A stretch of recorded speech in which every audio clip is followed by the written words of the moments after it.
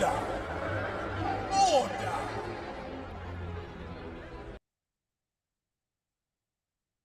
I'm starting with the man in the mirror. I'm asking him to change his ways. And no message could have been any clearer. If you want to make the world a better place, take a look at yourself and then make a change. I'm starting with the man in the mirror. Oh yeah. I'm asking him to change his ways. Come on, change. No message could have been any clearer. If you want to make the world a better place, take a look at yourself and then make a change. I'm starting with the man in the mirror. What's up, everybody? It's me, Jerry. We're without Scotty, but I've got a guest, a friend, a friend. It's a friend. We got a guest host, I guess. But hey, it's me and Jared, the Dark Jedi. What's up, everybody? Hey, Jared, how you Hello. doing? I am good, man. I am pumped. I'm excited. We all remember what happened the last time I guest hosted for Scotty. Nothing went wrong. We did not accidentally embark No. on what ended up being a 5-year plot line. We're here. We're gonna have a good time. Gonna talk some Bad Batch, and oh boy, do we Yes. have an episode to talk about. We two have episodes to talk about. I was gonna say we have two at least, which is very generous of the people in charge of everything. But man, I can't believe that. Well, for one thing, that I woke up this morning to 2 episodes of Bad Batch. I can't believe that I woke up to not just that, but just 2 of some of the best episodes of Star Wars television I think I've seen to date myself. Real quick, we're jumping right in, but we gotta plug some stuff. Vertical Bombad. Here we are. We're Vertical Bombad. Guys, go ahead and follow Scotty and me at the Bombadcast on all social platforms. Follow us on TikTok so we can go live on TikTok, be hip with the trends and all that bullshit. And besides all of that, again, this is I don't know, man. I know that Bad Batch hasn't been everyone's favorite thing that's come out. Mine in particular. I have not been a big fan of the Bad Batch. I like it. It's the weird pitfall I always fall into.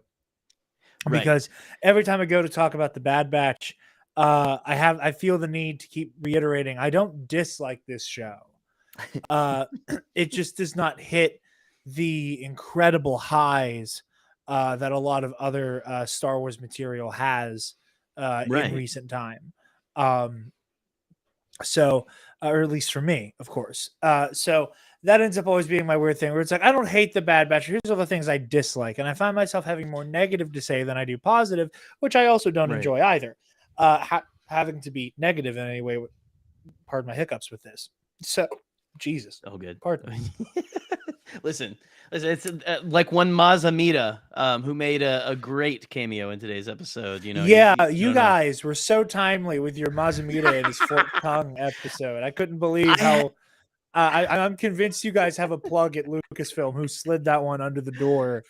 We might be honestly or on Scotty and me are a little psychic about things sometimes. It's weird. Like we're psychic with each other, and then we'll step on something that people are thinking about at the same time. It's weird. Yeah, I think that's just the nature of things. Without looking at the clock, know what time it is. right. Oh man. I see. Thanks to this man. Thanks to you, I have been listening to Knowledge Fight again, and I did listen today. And today's episode was or at least the last episode they released was a Jared episode. That's all I'll say. And you know why. But anyway, it makes me happy every time it happens. I texted Taylor, because she listens to it. I immediately was like, "He's rapping Wild Wild West again." The whole thing. He didn't get to the third verse. Dan didn't get to the third verse. And then later on, he started rapping "Still Dre," and I was still losing my mind over it. Yeah, it was fantastic. And so like I don't know how Scotty messaged me and he had never seen I made this stupid little video before we came on from this deleted scene. But here's a little bit of the deleted scene with Mazamita's tongue. So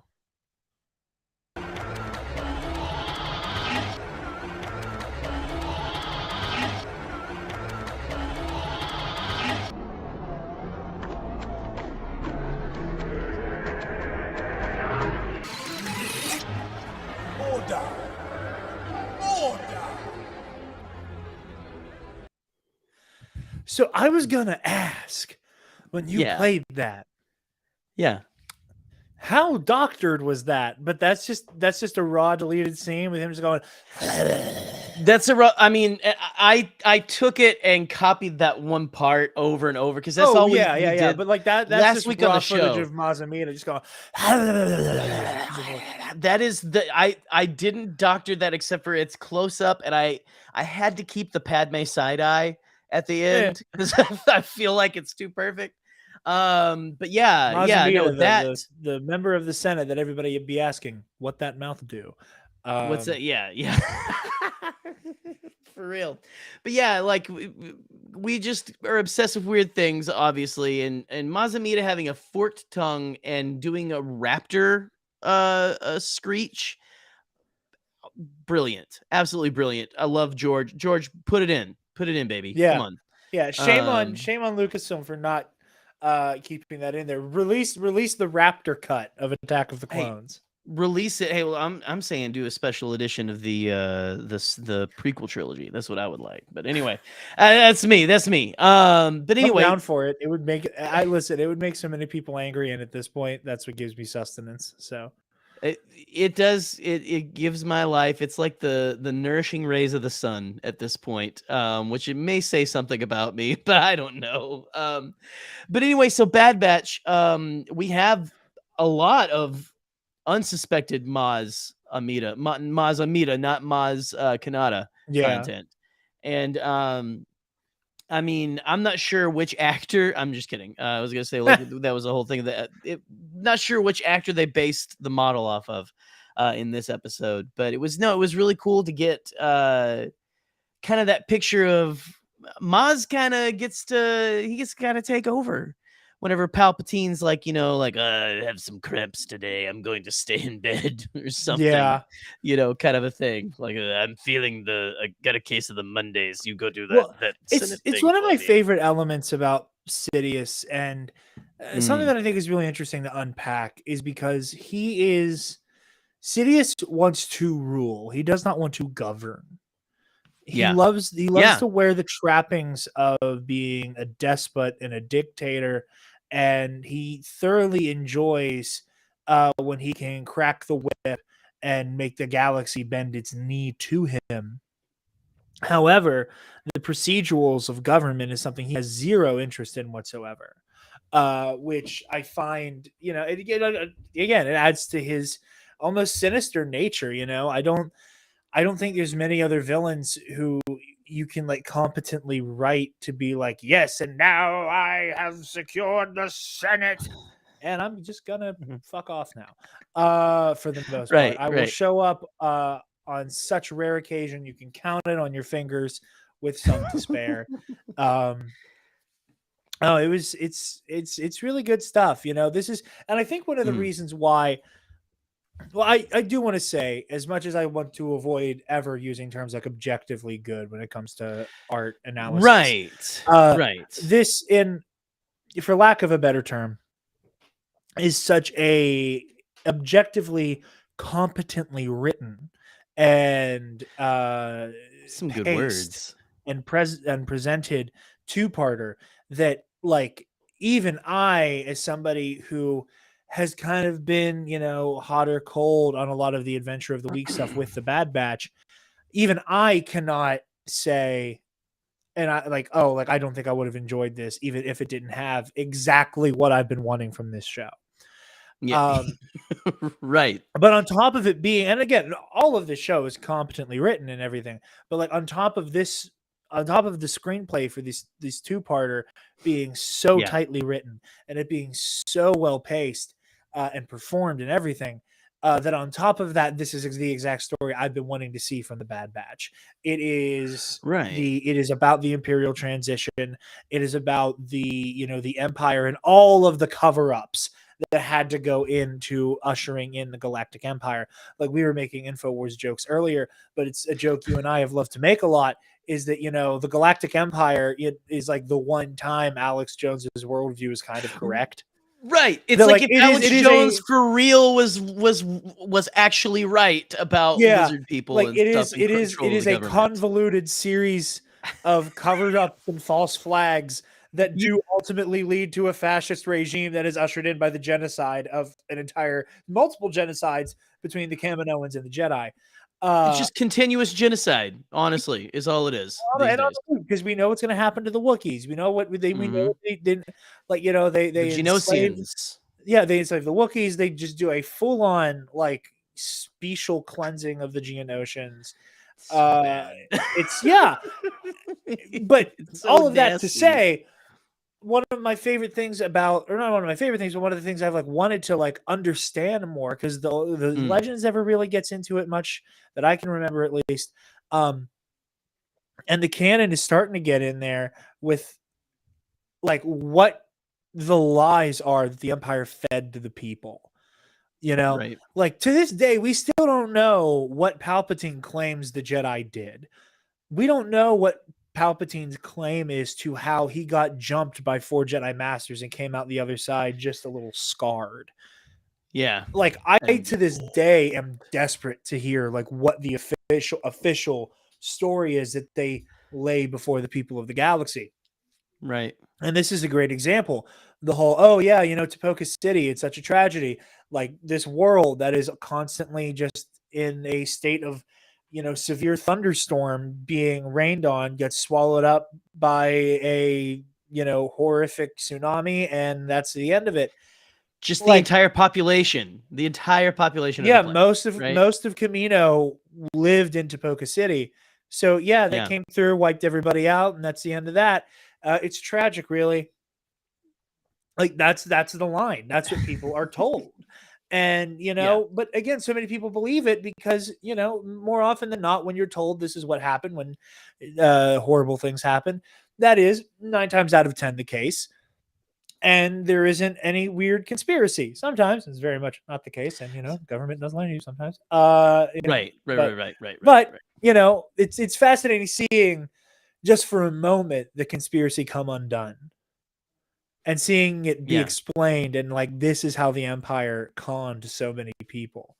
And I also think it's interesting knowing what we know in the totality of the galaxy, that how much the human supremacy of the Empire colors its governance, that it is exclusively alien senators who are moving for that defense bill to be pushed through. Meanwhile, it is all human members of the Senate who will all go on. I mean, we say, we don't know what will happen to Chuchi, but we do know Bail Organa and the lady from Rogue One, whose name escapes me. Oh God, it's you pulled her up in the visual dictionary last night. Paulo or something. Okay, I'll look it up. She and Bail obviously going to be part of the rebellion. I'm sure Chuchi will as well. And I think it's interesting that the people who the Empire is going to target next are the people who are advocating directly for, inadvertently having no idea that they are advocating for the vehicle for which they will be subjugated the galaxy wide. Right. By the way, Senator Pamlo, Senator Pamlo from Rogue One. Yes, who does not change her outfit between this and then. No. Like that's, listen, Star Wars, you only change the outfit once every 10 years. And even then you just kind of like you shake it up a little bit with like a different like outerwear with the same shirt. That's what you do. Yeah, basically, right? pretty much it. It took Mon Mothma. It took Mon Mothma 40 years to get new drip. I mean, it's like they're like, I just imagine they're like cartoon characters and they have the same outfit like just Yeah. in their closet for like every day.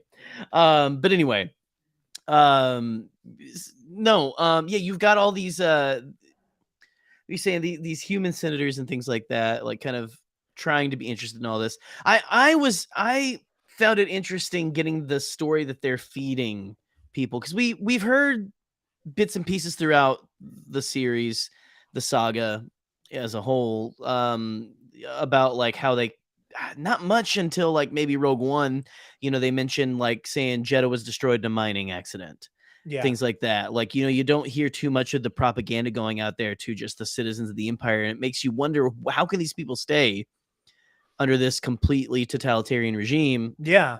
Like, even because we know there's good people in there who defect later, how do you not see? And it's because it's stuff like this. These 2 episodes are great, Yeah. great windows into the lies that, even, listen, as Americans, you and I here, our government doesn't. Again, I'm not getting on the Alex Jones false flags thing, but this is No, of Star course Wars not, is a but- mirror to our own society, and Absolutely. it's Yeah. our government twists the truth. People To in my charge knowledge, we do never that found weapons of mass destruction in the Middle East. to make So, people good. so Yeah, again, it's very much based on real things and on real absolutely. imperialism. Again, it's no secret that George Lucas himself said that the goddamn Ewoks are the Viet Cong. Like Exactly. let that stand as its own example. Right. But there were no planes on Endor, though, from No. what I hear. So No. sorry. Me and Jared are gonna crash this stream. All right, let's go. Oh, listen to that. Listen to Knowledge Fight, people. Listen to Knowledge Fight. Knowledge Fight's pretty damn good. I'll vouch. I wrote a history paper on it. I know. Wow, that is But yeah, very good. I do really thoroughly enjoy stories like this. Yeah. I also enjoy, like, and I will say, there was a mildly bad faith version of this argument made last season, where I believe it was the Ryloth 2-parter, where the first episode has nothing to do with the Bad Batch. Like, they aren't present. It's just shit's going down on Ryloth. And so many people made the now kind of old hat joke about, oh, the best episode of the Bad Batch is the one that they're not in. Right. And I was kind of one of those people, and just, again, waffling on the first season and not being, super, super into it. This episode does the same thing, but I think it does it better.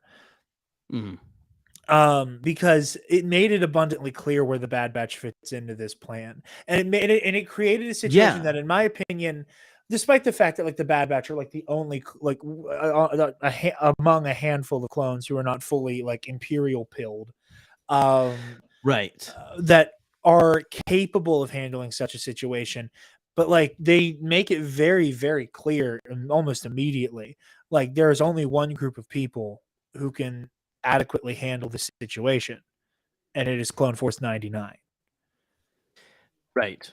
Oh yeah, absolutely. And I am very interested in finding out like how the Empire handles the fact that like that Rampart's Venator was attacked, was invaded, to get this information, or do they just never tell people how it came about? Is there like a mutual agreement that this is a bad look for everybody? You make us look like asses because it would expose us for giving those orders, and you get to get away with it. So like we're just going to pretend this part didn't happen, because for you to say we know more, you have to implicate yourself. Which again, like it reinforces the overwhelming, smothering nature of the Empire's evils, and continues to reinforce some of the strongest elements of Andor in a very cyclical way. That again, like the Empire is not just acts of like sinister carnage, like blowing up planets and wiping out an entire religious group. It is also just cover-ups, because why do you commit like a horrible act, like an atrocity, like essentially genociding all the Kaminoans? Well, it's not because you're evil mustache twirler, whatever. It's because you can have your own military the way you want it to be easier if you just wipe out this entire group of people and then cover it Yeah. up. And it goes to show again the way that a fascist regime can so easily be wielded by a strong man like the emperor, and be co-opted so deeply by people who are not necessarily like malicious actors, but are Right. willingly compliant and willingly complicit, that Sidious can take the stage in the Senate rotunda and basically just say, yeah, this is really bad. And I can't believe Vice Admiral or Admiral Rampart did this. That said, we should push through his legislation because this proves the clones can't be trusted. Like, it just rams it right through. And no one in the room, like, I don't think every single senator in the room, like, the day Alderaan is destroyed, granted they aren't senators anymore by the time that happens. Yeah, that's completely done before Yeah. that even happens. But Yeah, like right before it happens, the Emperor has abolished the Galactic Senate. But we see that, like, Sidious is able to just take these groups of people who, like, I don't know how all of them will react when Alderaan is destroyed. What I do know is that early in the game, when they could have done something, they did nothing. yeah. And that is the Yeah. real world power of regimes like this. Yeah. There was something so oh man, I don't when Palpatine finally shows up towards the end of that last episode. I don't know if it was just I'm sure it wasn't just me. Like it was downright you felt it. Like you felt it was a little it was like effing scary when he shows up this time, which is like a great reveal. It was the perfect time, the way that they planned everything. Like you said, this thing was like meticulously mapped out. Yeah. And just This might absolutely be one of the executed to a tightest. T. This might be some of the tightest writing we have seen across Star Wars television, period. Oh, Like absolutely. But I just mean, such a, like, down to the letter of the script, so tightly yeah. written.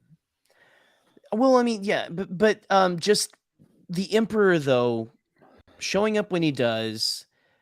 We hear a lot. We always talk about, like, Palpatine's a planner. Palpatine, he kind of I think I think it's Ken Knapsack and Joseph Scrimshaw on Force Center kind of talk about how he does like kind of like jazz a little bit, like someone kind of might try to mess up his plan, but he can like work with it. And it feels like this is one of those situations. But to it is have the something, groups of people you don't kill that matters just as much as the ones that you do kill. yeah. But it's crazy because you can see like you get to watch it on our heroes' faces, and especially the most heartbreaking one, Omega, Yeah. as she realizes how corrupt and terrible this is. She doesn't even get it, like her people don't even get a say in it. But Yeah. also, like just the way that it was sad, heartbreaking, masterful, the way that you watched them go, okay, Rampart's taken care of. Oh shit. Yeah. Shit. No. Yeah. Why is he so good at this? Palpatine, in the words of the great Missy Elliott, put the thing down, flipped it, and reversed it. For real, man. It truly did not matter. It truly did not matter. And it is a testament to the overwhelming power he has politically. And over the galaxy, like it is when people, it's quote Men in Black, a person is smart, people are dumb. Yes. And people and a person hates tyranny. People like simple answers. And after they like it all wrapped up in a neat little bag. Yeah, and after it's decades easier. of small scale conflict across the galaxy, like pre-Phantom Menace, stuff like the Naboo crisis happened all the time. Yeah. It just didn't involve a Sith Lord coming out of the woodwork and killing one of the most prominent Jedi of the Order in the process. Right. So you have events like the Naboo crisis happening constantly. Then you have 3 years of open war that is ravaging planets, affiliated and unaffiliated with the Republic. And then on top of all of that, you have this massive sea change. So you have all the chaos, you have all the people of the galaxy just running like chickens with their heads cut off. And at the end of all of that, you then find out that the Jedi, who most of the galaxy has been hot or cold on, for some justifiable reasons, some not so justified, but some justifiable reasons, that they have turned on the Galactic Republic. And that after fighting 3 years of a separatist movement and now having to wipe out the Jedi because they turned on us as well, and all of the chaos leading up to that, it is not hard to track a group of people who at this point, they don't care. They just want shit like this not to be happening every day. Yeah. And when you centralize power like that, yeah, which is hard, I imagine, in this galaxy. And then when in the process of trying to centralize this power, you then have all of these tiny insurgencies popping up. And I thought it was a really interesting point that one senator brings up, where he's like, listen, all of you core worlds, the Clone Wars are over. It isn't for us. There are still small-scale insurgencies cropping up that are now resisting the empire or the Republic that turned into an empire. And it goes to show that, like, when you put a pressure cooker on enough people, eventually they will choose a nuclear option. And when they are not given the things that they need by a malignant government that is allowing material conditions to just stack on top of each other until the camel's back breaks. And you have a system like what we see from the Imperial Senate. Just incredible stuff. And I'm realizing, like, we're nearly 30 minutes into this discussion. We've only talked about the Senate. Like, we've barely talked about any of the action. We've barely talked about the bell of the ball. It's the bell of the ball, my friend. But still, there was so much more. Yeah, even just the stuff with like that clone assassin. You know, I thought it was Crosshair. Okay. I thought they just put Crosshair in like a Black Ops outfit. Well, and real quick, so I'm not getting the chat for some reason on my screen here, guys, but I've got it on my phone, so I can't pull your comments up, but I can still see them. But who did you think the assassin was at first? I thought it was Crosshair. You said Crosshair. I thought it was just going to be plain Jane Crosshair's body and clone troopers. Yeah. The batch will be like, "Oh, how dare you, Crosshair!" And the Empire is bringing order. Like, I want to help bring order. Yeah, exactly. Like, I thought this is, like, I was like, okay, cool, like, cut and dry, whatever. Yeah. But that clone they talked to, that clone was not right. That was not a good soldiers follow orders clone. That was a clone. Like, he even said, he's like, I'm a believer. And I was like, what does that mean? So I'm like, I know, which is, I feel like is a plot point we're setting up to follow into. Yes. And friend of the show, Alden Diaz, has a great, I think, I don't want to steal his thing, but like he said he thinks that's kind of one of the things they're doing at Mount Tantus, amongst other things, is maybe making these breeding a more vicious, like, devout to the Empire clone trooper. Yeah, something like that. Maybe. I straight up thought it was Ochi. I thought we were getting some Ochi action today. I thought, because it's the Emperor's assassin. I thought, well, I'm sure the Emperor has something to do with all this. But it's it's more of a Rampart thing. But I was way more happy with what we got. I was taken completely aback. I was straight up. It's hard to shock me, right? In these not cartoons, that diminishes it, but like, it's hard to be shocked in Star Wars anymore. Like, I think the last time was Baby Yoda, and I don't know if Grogu. I don't know if I'll quite compare it to that, but it was the first time I'd been shocked in a while with Star Wars, where the helmet opens up and it's a clone. It was that level of shock to me. Like, it was just a clone. Like, it was just a clone. Yeah, is the crazy thing. Like, yeah, it's like, wait, what? Yeah, like, it's just the guy. Like, it's your standard, then it's like, who is it? Flat top clone trooper. Like, no face tats, no crazy haircut. He didn't have like mutton chops and cornrows. Like, it was just a normal clone trooper. Right.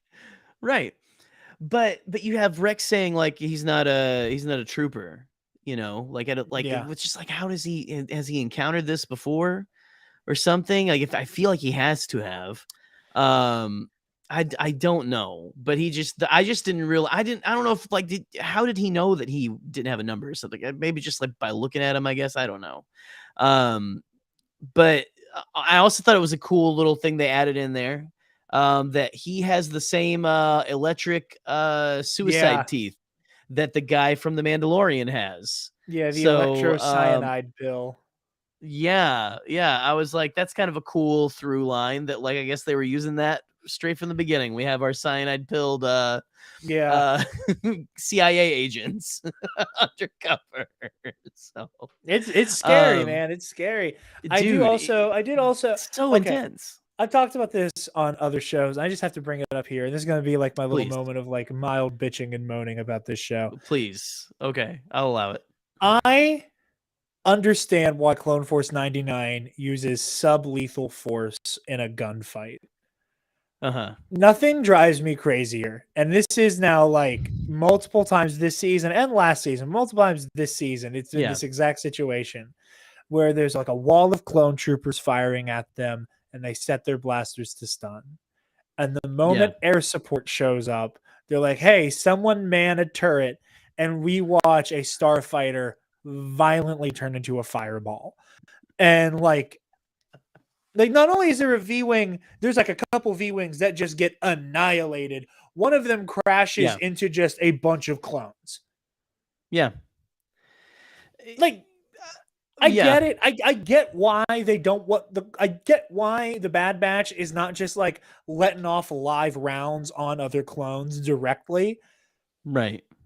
But there's a part of me that gets a little like burnt, not even burnt out is not the phrase, but a part of me just gets a little like exasperated where I'm like, okay, so it's a big deal when you can see their face. Yeah. When it's just the starship. And I also understand like you're using the force that you have to.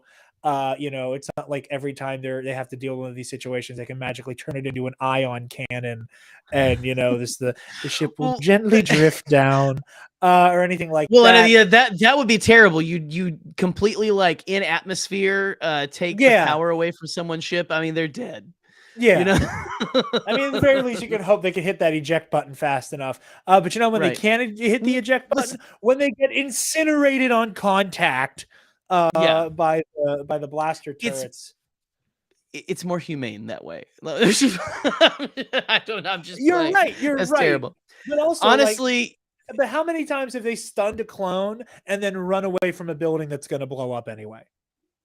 Yeah, I mean, I think it's maybe they don't want to. It's easier to sweep that one under the rug because they aren't seeing it. Maybe they are you're very right. And I'm nitpicking. That kind of, I am nitpicking. No. I'm aware of that, you're right. You're right, because it is an interesting choice. Because like, I mean, listen, I haven't seen this many stun blasts since I watched Resistance, right?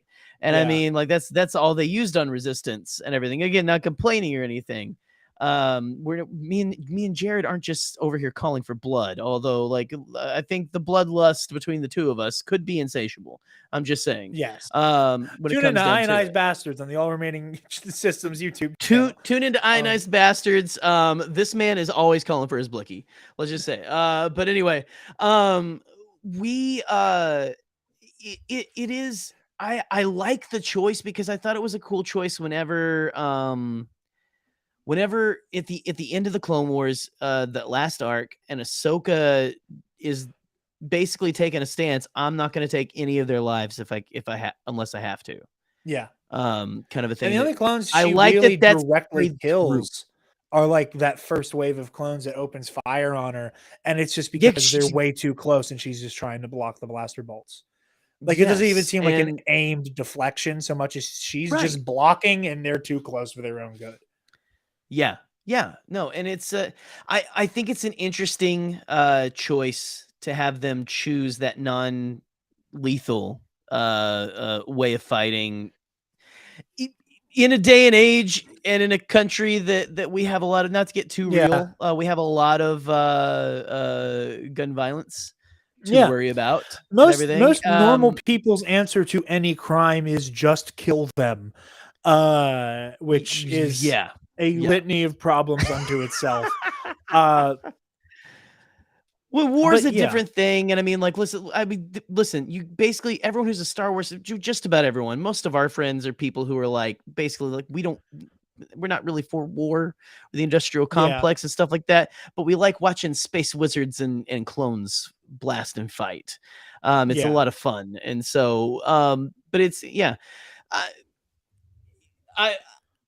I don't think that you are nitpicking. I think it's a valid, like, hey, that's it's just interesting that they weirdly choose that. inconsistent. But like in the premiere, Wrecker literally took the cannon off of an AAT.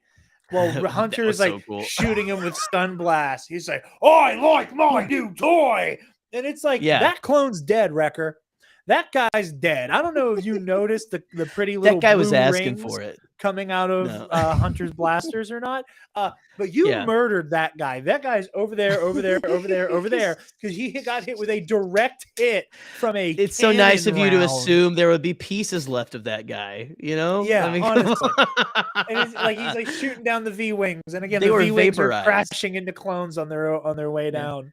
And again, like it's not that big of a deal. The show's fun and it's good, but there's a part of me that's Star like, Wars. pick a team. I mean, there's like wanted violence, or do we not kill any clones? It's interesting. It is interesting. But there, so there was a lot of interesting action sequences. A lot of I loved the whole, what was it? Slip and Cade in the first episode. The clones that were on the Venator cruiser. I thought that was an interesting. I was nervous the whole time he was talking to Chuchi at the end of that episode. I mean, you knew it was coming. I have never not wanted it so bad. Like, that poor guy was about to get out of there. Rex was coming there to get him out, and he still bites it. It's just tragic.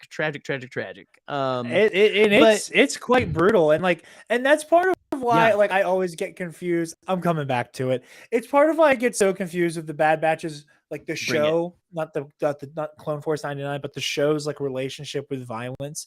It says you'll have episodes like this,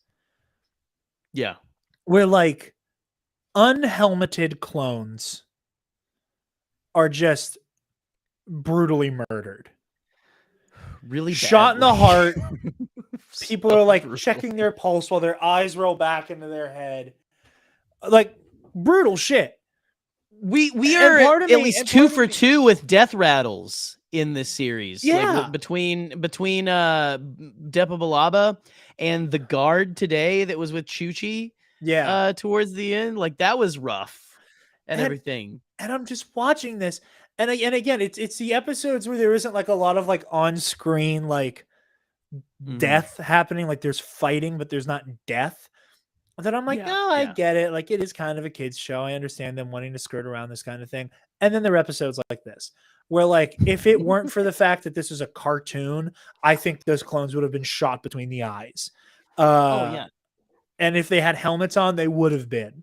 But like, it's just this like very tame. Tame used very relatively in this context. Right. Like, I love was it Joseph Scrimshaw was talking about what was it? Everyone calling Force Awakens such a nice Christmas movie. He says a nice family romp about patricide. A nice family stuff, you know. And that's Star Wars in a nutshell. It's very brutal, listen, man, but very like family friendly brutal. People love to talk mad shit about how the Star Wars sequels don't have like that, like whatever like hardcore action elements they want. My friend, the Star Wars sequels are infinitely more brutal and violent. They're dark as shit. I just rewatched them over the last weekend. Any of the 3 trilogies, they are objectively the most violent ones. And you cannot change my mind on that one. You cannot change my mind. The throne room battle in Last Jedi alone, a man gets thrown into a fan, right? Into a turbine. One Praetorian guard gets cut to ribbons. Kylo stabs one in the neck with his crossguard. He beheads one. He stabs one in the face. He does the flashlight on and off through the head of one. Yeah, like, come on. Rey cuts one across the throat. She does not behead him. She just cuts his throat with her lightsaber. Right, just cauterizes the yeah. esophagus and the trachea closed. Yeah. That's all. We We're done see, tonight. we quite literally see inside of a lightsaber wound in the Rise of Skywalker. Yeah. Oh yeah. When Rey runs Ben through, Mhm. I'm pretty sure Ben Solo's back gets broken by the end of that movie. Like it, Disney Star Wars has that dog in it. It does. It does not shy. It is not shy. I had to get my contractual one. Got that dog in. You've got to get for one. recording. I have to get. I one was going to now. be upset. I was going to be upset if you I've didn't. accidentally I've made my brand into do an impression of like a right wing piece of shit and say got that dog in him like every time I'm on mic at this point. Right. Be sure to check out Sunday's Bloody Mary as well, everyone. Yeah. Just so you know. We're gonna go to our sponsors. Sunday's Bloody Mary, folks. Gotta stockpile. Pretty soon the globalists will be outlawing straight up tomato juice. They're putting chemicals in the water that turn the tomatoes gay. Okay. Gay tomatoes was low hanging. The tomatoes are at Best Buy. Okay, like come on. So, good God. But no, so there's I don't know, there's so much to dissect in a lot of this stuff. I love that we are getting in. So this whole show to me, and I know we have the adventure of the week. It's kind of like the A-Team meets a political thriller. Yeah. Every so often. And I do truly think, and I will say, and I talked about this on Star Wars Explained last week, that we talk a lot, again, speaking of the sequel trilogy, about how people's expectations and desires superseded their ability to just accept the story for what it was. Yeah. You know? And I think that is really what happened to me with season 1 of The Bad Batch. I went into season 1 of The Bad Batch expecting a story about the Imperial transition. Like solely about the Imperial transition.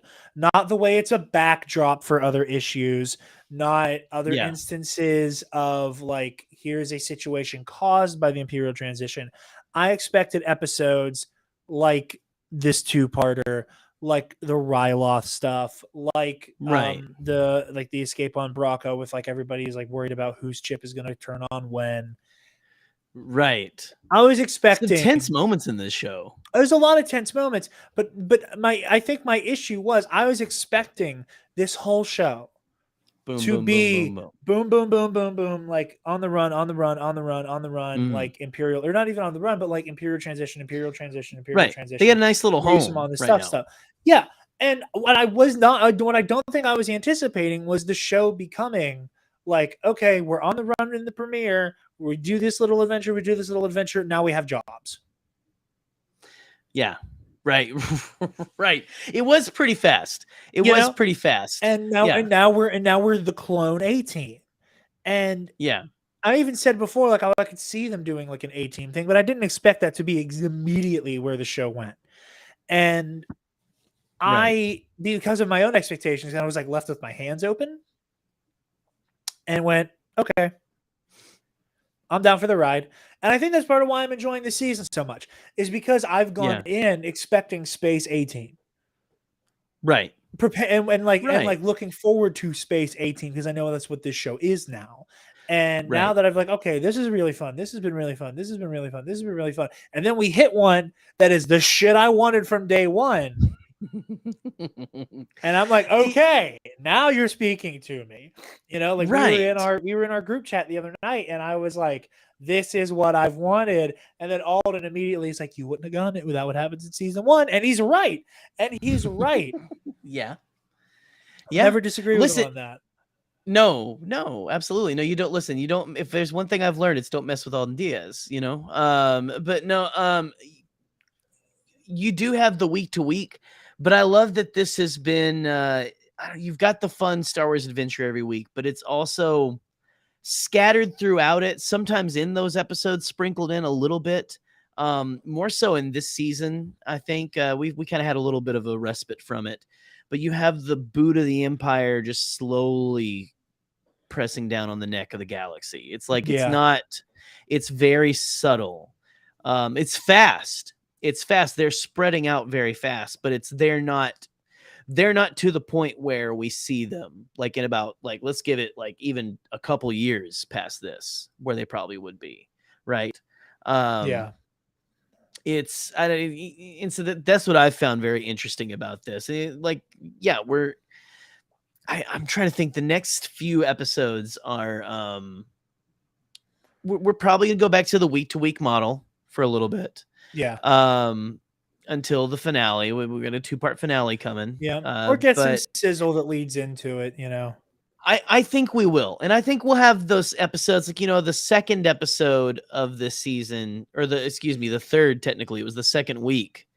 The third episode was the last one. Everyone was like, that's some of the best Star Wars animation like I've ever seen. It was about Crosshair and them going to that one planet and taking that person out. But anyway, I don't know if there was if we've got any last minute notes here or anything. I always have to say, Michelle Ang, her performance of Omega, and just the animations, the subtle things they do with her characters, like facial, just like reactions to things. It is some of the best, I think, that we've gotten in animation so far. I don't know. And they always blow my mind. It's specifically with Omega's character that they do things that are and I've said it many times on here, it's very true to life. That is a kid. I believe that is a kid. I don't believe that is a full grown woman playing a child. You know what I mean? Truly forget that is an adult voicing her. It's wild. It is wild. Yeah. And her performance is fantastic. The animation's fantastic. The direction, I'm sure, is just like it's a knockout of the park. And in this episode especially, where she's sitting on the couch with Chuchi, and they're talking to the disgraced Kaminoan senator, and the way that she delivers the line, "I'm a clone too. That was my home too, and I'm angry." That delivery breaks my heart, and just like I was pumping my fist. I don't like I guess it just goes back. We were talking about the writing earlier, but there's so many little lines out of this thing that I can pull and go like, that is so incredible. Like, I was in tears by the end. Of course, we've got like the Echo leaving the Bad Batch. Echo leaving. That's a watershed moment, man. Like, we get to see their first adventure sans Echo, and like I've seen lots of people bring it up, and it's important, man. But like, Echo isn't hanging out with Rex and Gregory and Wolf, and I don't want to be that guy, but I don't think Echo's going to make it much longer. But here's my take. He did say, "It's not for long. I'll see you again." And listen, this show is dark as hell. Classic. This is someone's gonna fucking die in Star Wars language.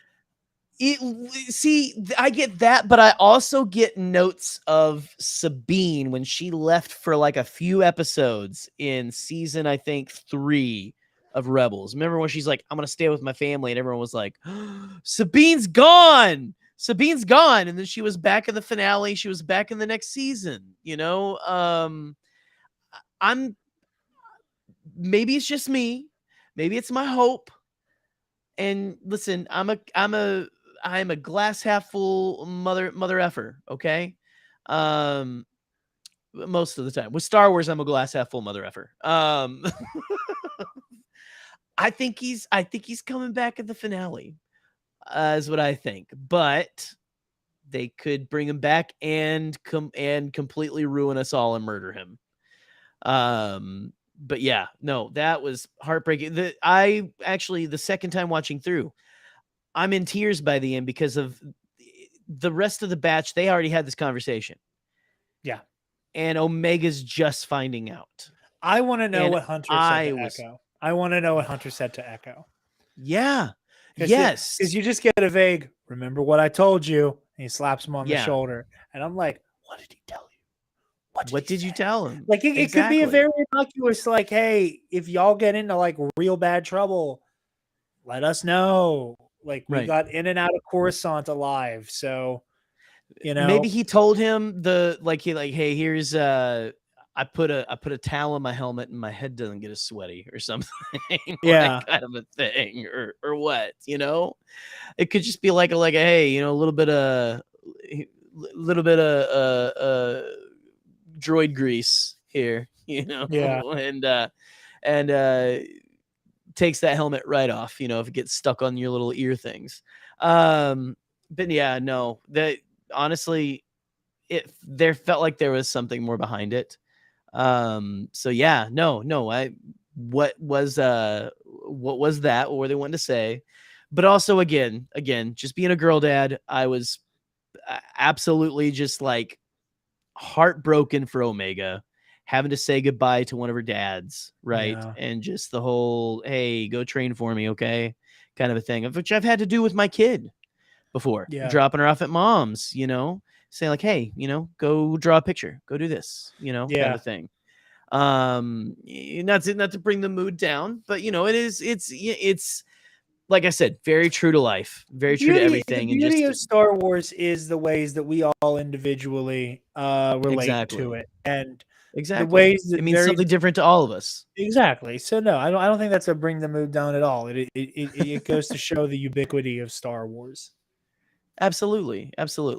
Well, listen, Jared, did you have any other things that just jumped out at you in this episode that you wanted to bring up before we kind of close this off tonight? We've got a little overtime, guys. There's no Bombad Gaming after this, by the way. Scotty is at a beta convention, and that is not me trying to be funny or anything. No, that's what it's called. Scotty, we're very proud of him.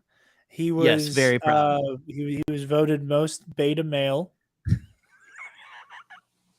which is and something he's accepting the Golden Soybean Award for being America's most beta male. Listen, if that's like if that's how our friend, like if our friend group actually is like for real on the beta male alpha male thing, like I mean, I'll see myself out, kind of a thing. No, we're just playing. I'm not. I mean it. But yeah. Like I said, the last time I guest hosted for Scotty, I cut a promo on Bombadcast, and 3 years later, you're known to do that. 3 years later, we're now having a rematch for the fight I started the first time I did this. Well, you know what? Listen, that's not that far away either. It's getting ever closer. It's kind of crazy. I don't know when we're going to do the rematch while I'm in Louisiana, but I really hope at the very least it happens when you're still there. I can be in the room to catch Scott, like the room where it happens, as they say, in Hamilton, right? I want you to be there when I cut the Russian. Oh God, me on the side of the ring, like get up, Brock, get up, or something. Get up, Brock, come on, Scott. Oh man, well, get help, Scott, get help, Scott, get help. Oh man, Jared. Well, listen, if you don't have anything else that we want to add to this Bad Batch conversation, why don't you go hell? Why don't you go to hell? Why don't you go ahead and tell the good people where they can find you? Again, guys, sorry about the comment thing. I don't know what's going on with the chat is not appearing. I will on my say, monitor looking tonight, at the chat, I will say there was a lovely lady in the chat saying that's a nice shirt you got there, Jerry. Thank you. I'm trying to look through here. Oh, thank you, best friend. I appreciate that. Appreciate it. Best friend who's trying to bully you into not doing an episode of your own podcast tomorrow night. Yes, very much. Strong arming me. Yes, yeah. That's another thing, guys. By the way, wait. Possibly no Bombad tomorrow. We'll get back to you. It's kind of a weird week for Scotty and I. Kind of a thing going on. But anyway, besides all of that, though, Jared, go to hell. Tell them where they can find you. That should be your segue to pitches now. Go to hell. Where can they find you? Jared, go to hell. Yeah, you guys can find me personally on Twitter and Instagram at DarkJedi2552. You can also find my show, the Nerd Academy podcast, and Knights of the Nerd Republic on the Nerd Academy podcast feed, and on our YouTube channel. Talk comic book movie news, stuff like that. We're going to be having an episode out probably on Monday or Tuesday to recap trailers we get for the Super Bowl. Going to be talking Bad Batch tomorrow. That'll be out on Friday with Nikki Kumar from Imperial Senate podcast. Love that guy. You know, it's funny. I was expecting to have Crosshair in this two-parter, and that's why I wanted Nikki on. Because Crosshair is Nikki's dude. Oh yeah. I instead he loves fell fascism. upwards into the whole episode being about the Imperial Senate. Yeah. So it's a win-win. Listen. I listen, we're on finger on the pulse at Nerd Academy and Bombadcast. We had Mazamita. You got that brand synergy. I am playing chess against myself, who is also playing checkers. You're like three-dimensional chess on both sides of the board, like the dude from half of it's chess, half of it's checkers. On one side, I'm awake. On one side, I'm daydreaming. I also compete in Epic Confrontations, a Star Wars trivia league put on by the Star Wars in a Galaxy podcast. I have a match coming out this month against Bill Sheehy of Skywalking Through the League. We're taping that on Sunday. Bill, I hope you bring a nice stiff glass of bourbon to alleviate the pain from the ass whooping you are about to endure. I'm about to complete the set. I put Trey in the ground twice in one match, and now I'm coming for your punk ass. So when I beat you, I'm going to take the Roosevelts I gave you off your back when I'm done. Wow. Also, you can catch me on Ionized Bastards, which you alluded to earlier, a Star Wars TTRPG real play game on the All Remaining Systems YouTube channel. I play a dark, mysterious, swashbuckling ex-Jedi named Fabin Martell. It's a great time. Jerry's part of our party as well. Yes, I am. I am the droid. So yes, it's a lot of fun. But yeah, go check that stuff out, all that stuff. And I'm sorry, anything else, Jared? Anything else, sir? No, I think that's that is all those are all of my plugs for now. All of your plugs? Until I become caught up in yet another project. One more, just one more. That's Jared's motto. Listen, I forgot. I've got a screen cap that I took that I wanted to discuss real quick. I got a screen cap of when the clone troopers took Rampart away, and I found this very interesting. Let's take a look at this. Tell me what you think about this.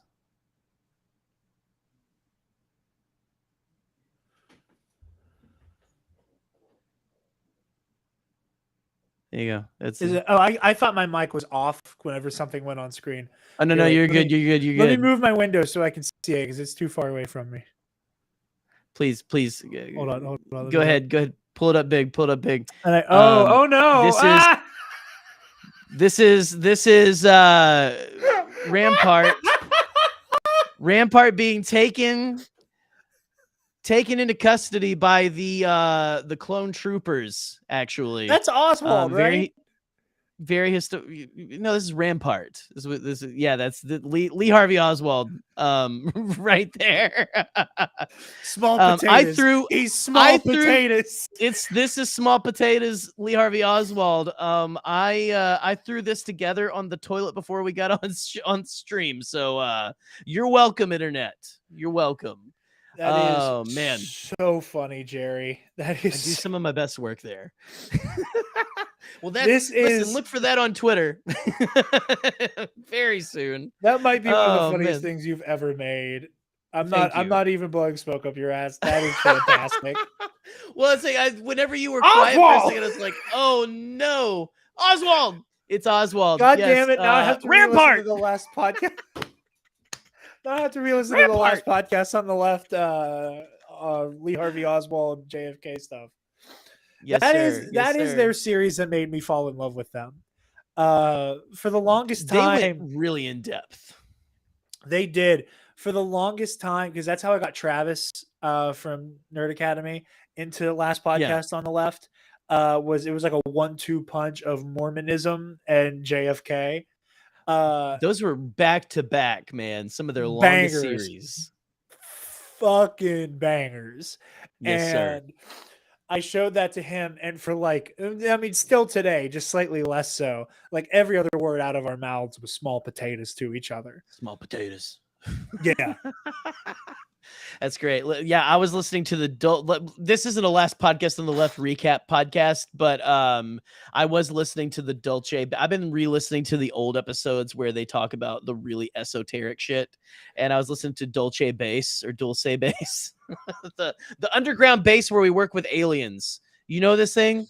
I've not heard. I've heard that name. I've not listened to that episode. They're they are so funny when they talk about conspiracy theories that people take for face value. I love it to pieces. But anyway, guys, thank you so much, everyone, all of y'all, for showing up and hanging out with us, talking about Bad Batch. We'll be back for sure next week. Right, with another episode of this and probably Bombadcast when our schedules are, I don't know, a little less. You might be seeing me on Bombadcast as well if Scotty moves what we were gonna do tomorrow to next week. We got to see what Scottold wants to do with the schedule if we shuffle America's around top what beta, comes up next beta week. male, Scotty Yeah, J-Ro. yes. Listen, Recipient we're of the so Golden proud. Award. We're so proud. But guys, thank you so much. Again, go follow us on TikTok. We have a lot of fun. You'll see a lot of our shorts over there and everything. But listen, we get to 1K followers, we get to go live. But we'll talk to you next week. And Jared, why don't you give us a good stay bombad, sir? Listen, folks, you're going to go to the nerdacademypodcast.com, click the Patreon link, and support our show. Keep us on the air because tomorrow we just might vanish. And be sure to stay bombad.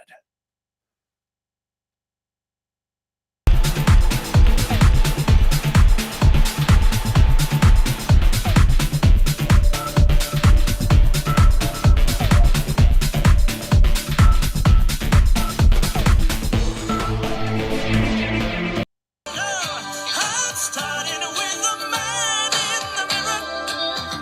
I'm asking him to change his ways. And no message could have been any clearer.